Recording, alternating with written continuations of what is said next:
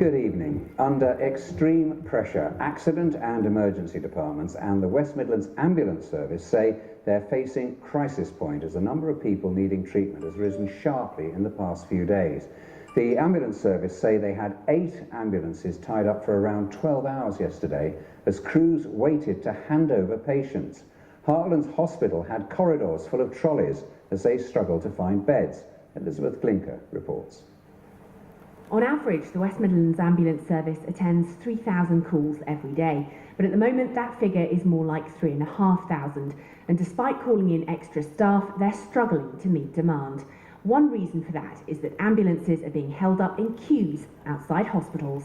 Just talk me through what we're looking at on the board here. So the blue column here, the numbers in the blue here are the ambulances that are actually at hospitals, and then the red and the amber dots are now vehicles of those vehicles. And those vehicles, the dot, it's a vehicle sitting outside a hospital. Absolutely, that has now exceeded the 15-minute time.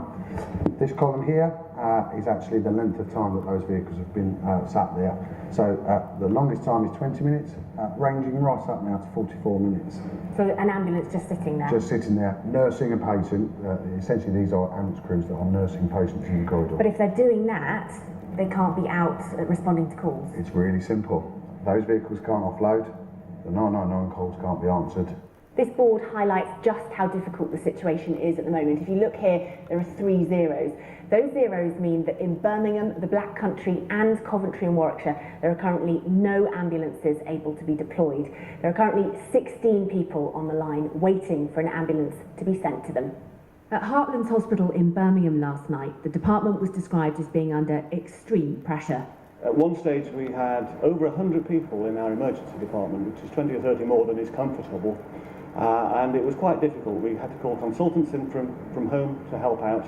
But the team rallied round and we got on top of it eventually, but it was a very busy night. And it's a problem being repeated across the region. In a statement, Walsall Manor Hospital told us the last few days have seen a very high level of emergency admissions, and this morning we had no beds, having used all our additional capacity during the night.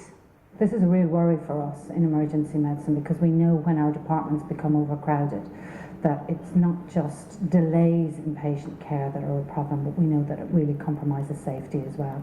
With Christmas approaching, we're being warned the situation is likely to get worse. Elizabeth Glinker, BBC Midlands Today, Brierley Hill.